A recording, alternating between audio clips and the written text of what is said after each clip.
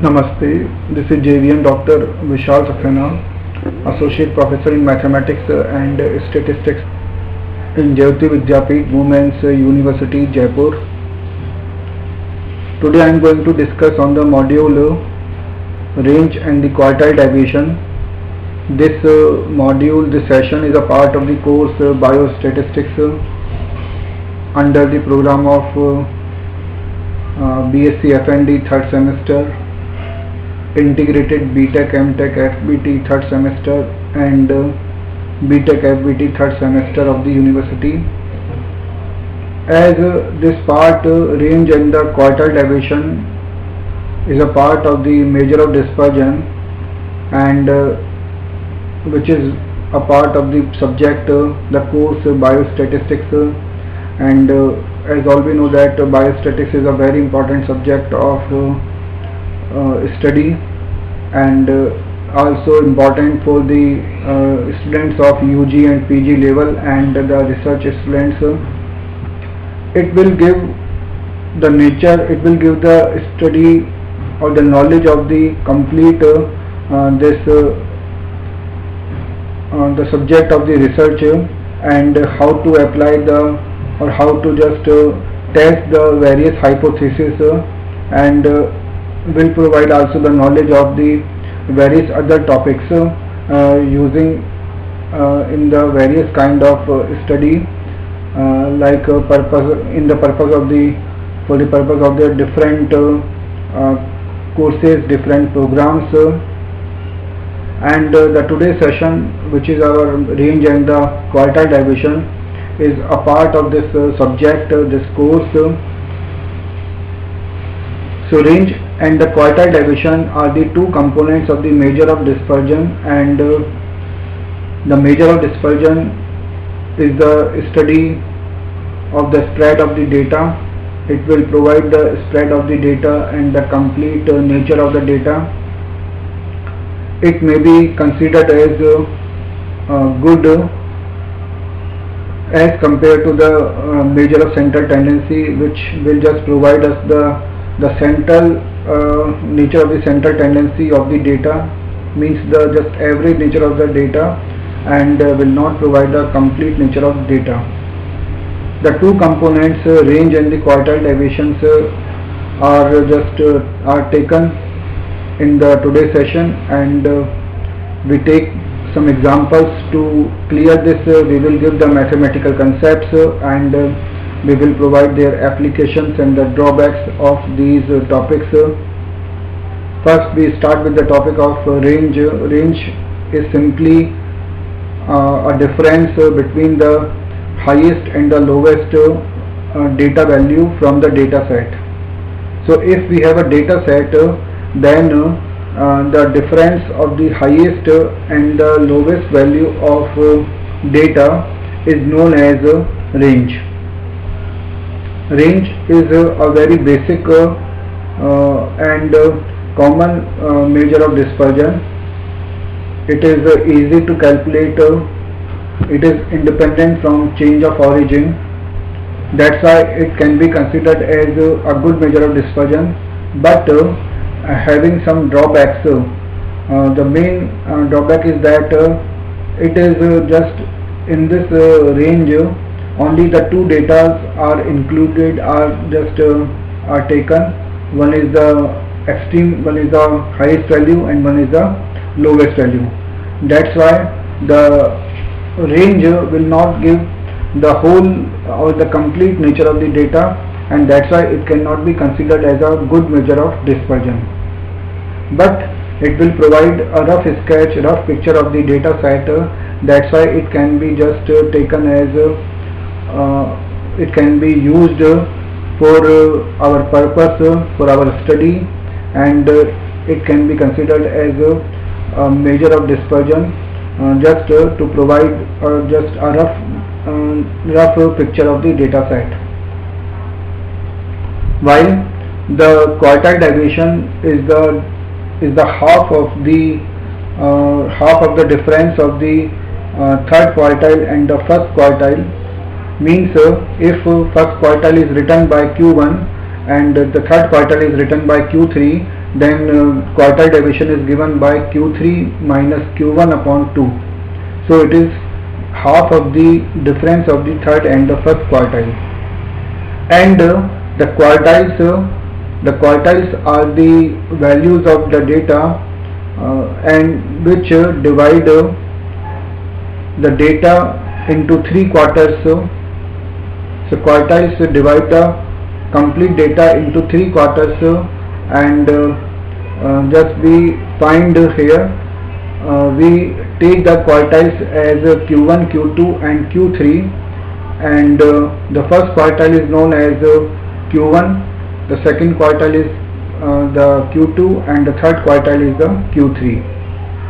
So the Q1 is the lower quartile and Q3 is called the upper quartile, and this quartile deviation is defined as Q3 minus Q1 upon 2. Now we take some slides to explain these topics more and with some examples, and we are going to take some important slides today for this.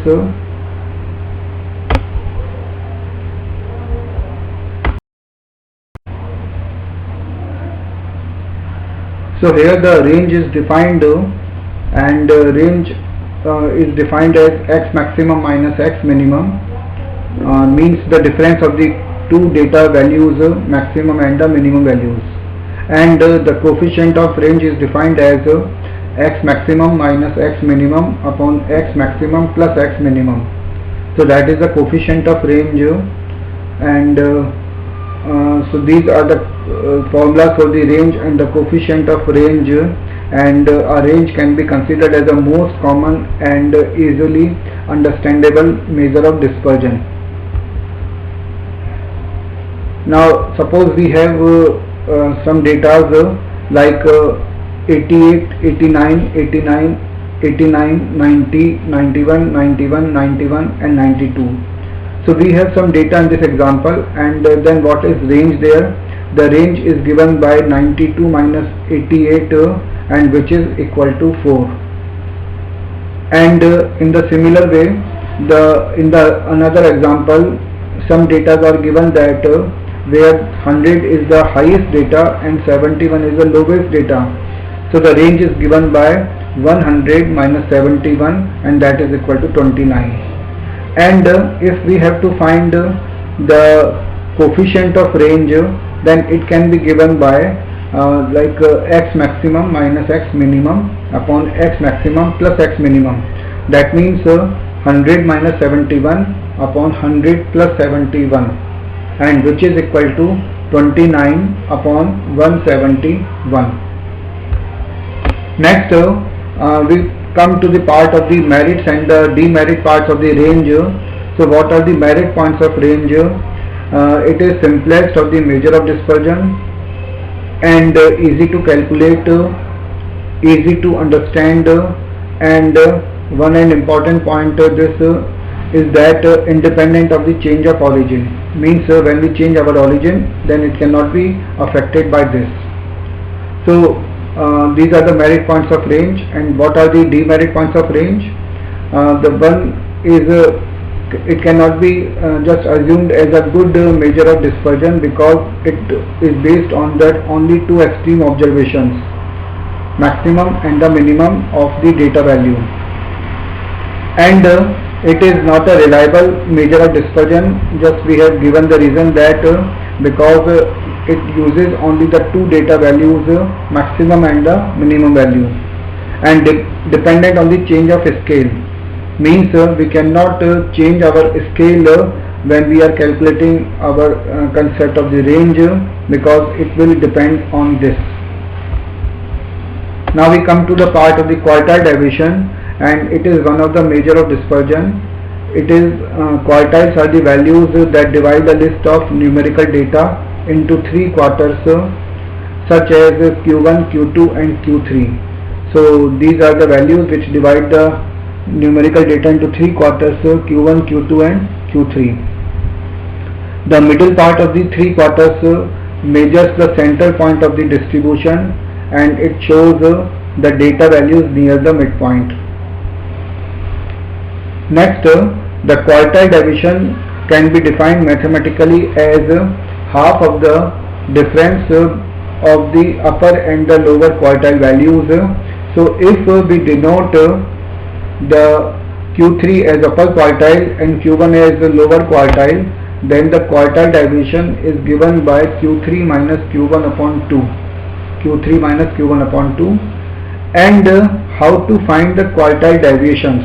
Now we take this part. The quartile deviations can be given by, for the ungrouped data, as Q1 is equal to n plus 1 upon 4th data, Q2 is equal to n plus 1 upon 2th data, and Q3 is given by 3 into n plus 1 upon 4th data.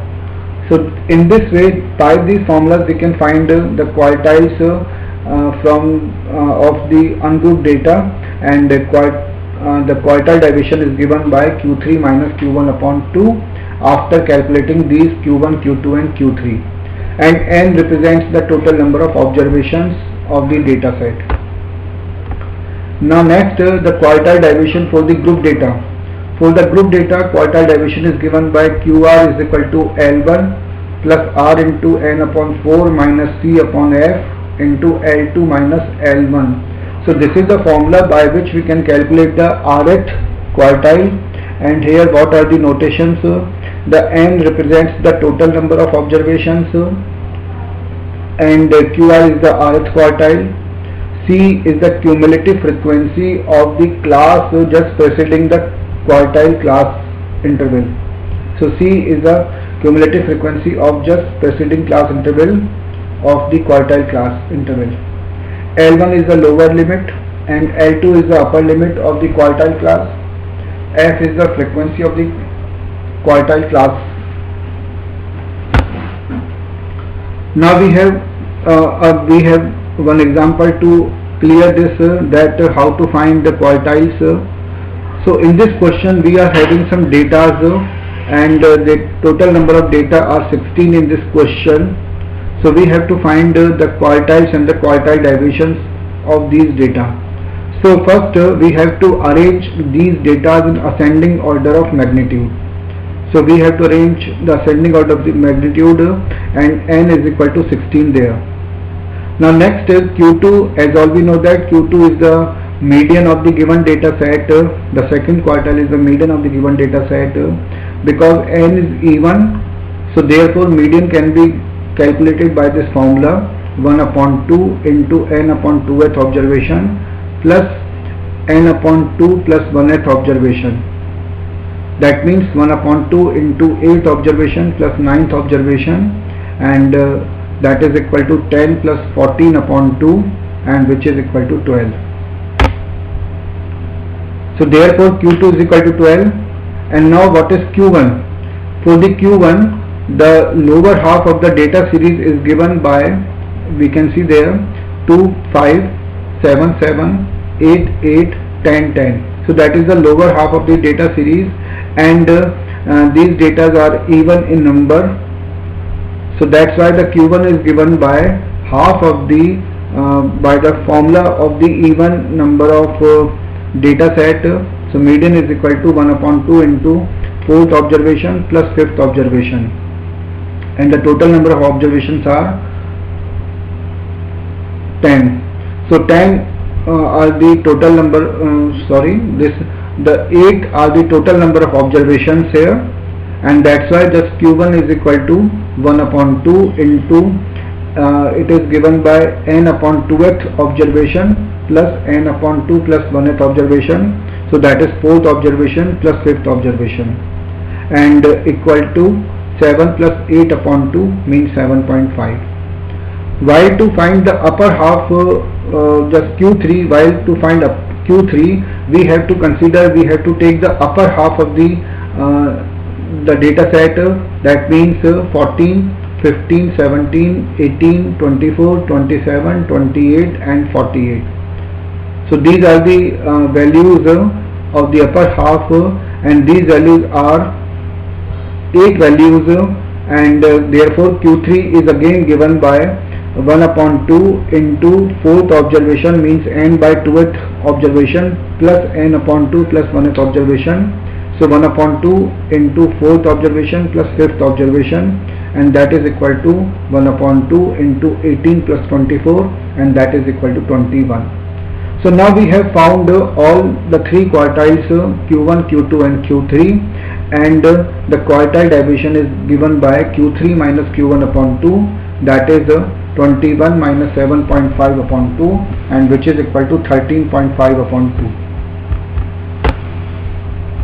So this is a part of the range and quartile division, and students are advised to prepare this session with the concepts and just taking numerical problems.